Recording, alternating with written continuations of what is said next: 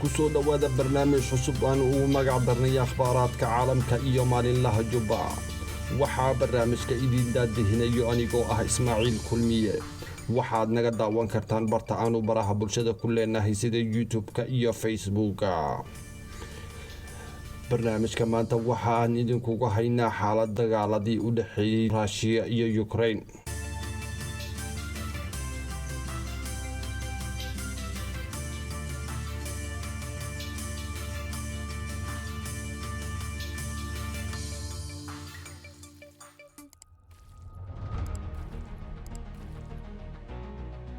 Russia ayaa dib ugu yeertay 300 oo kun oo ciidamada kaydka u ahaa si ay u yareyso khasaarihii xoog lahaa ee soo gaaray 2 bilood ee la soo dhaafay. 20 kun oo ciidanka ugu heerka sareeya ee Russia ayaa ku hungoobay inay u babacdigaan ciidankii Ukraine kuwaasoo lagu soo hubeeyay hubka ugu casrisan ee gaashaanbuurta NATO.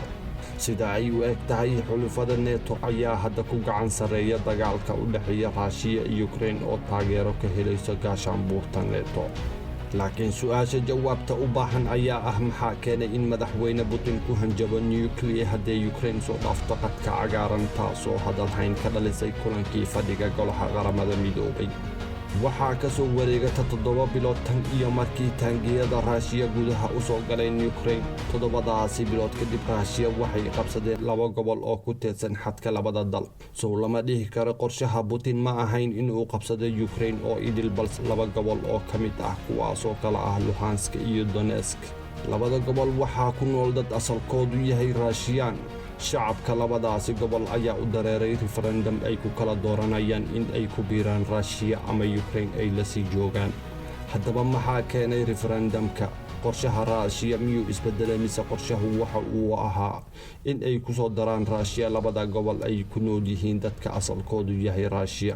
warbaahinta reer galbeedka ayaa soo warinaya in qorshaha Russia uu isbedelay maadaama Ukraine dib u qabsatay magaalooyinka Kharkiv, Balkliya iyo Azam, ayagoo markaa ku tilmaamay ku dhawaaqida referendumka iyo ku goodiska nuclear ay Putin ka tahay naflacaarinimo.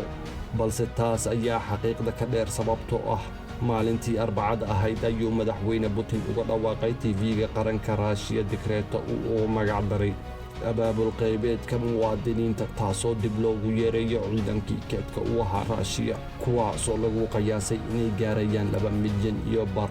balse arrintu intaa kumaysan ekaane waxa uu kale ku darsaday digniin culus oo u dirayo gaashaanbuurta NATO iyo Ukraine taasoo uu ku yiri waxaan isticmaali doonaa wax walba oo aan ku difaacayno qarannimadeena, taasoo dabcan uu kala jeeday isticmaalka nuclear-ga. haddaba haddii dadka Donbass iyo Luhansk u codeeyaan in ay Russia ku beeraan, taasi soo kama dhigna haddii xulafada gaashaanbuurta NATO iyo Ukraine soo weeraraan labadaasi gobol in ay soo weerareen dalka Russia taasoo Putin ku qasbi doonta wax walba uu ku difaaci karo wadankiisa. Putin ayaa dadkiisa u sheegay in reer galbeedku weerar ku yahay qarannimada Russia ayagoo isticmaalaya maatada Ukraine. sidoo kale waxa uu ku eedeeyay reer galbeedku in ay jibiyeen heshiisyadii u yaalay wadamada nuclear-ka haysta. ugu dambeyntiina waxa uu yiri iyadoon shaki ku jirin waan isticmaali doonaa hub walba aanu haysano si aan ugu difaacno dalkeena iyo dadkeena. tani ma ahan booto ama khiyaano.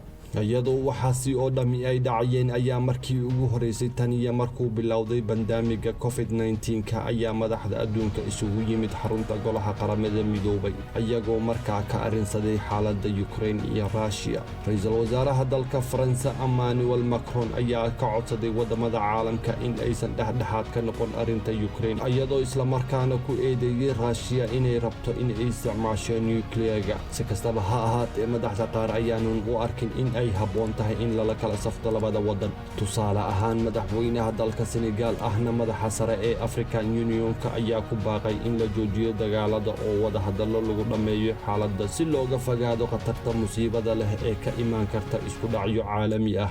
wadamada Afrika ayagaa la dala dhacayo dhaqaale xumo, dagaalo sokeeye iyo gaajo ma xamili karaan Cold War kale.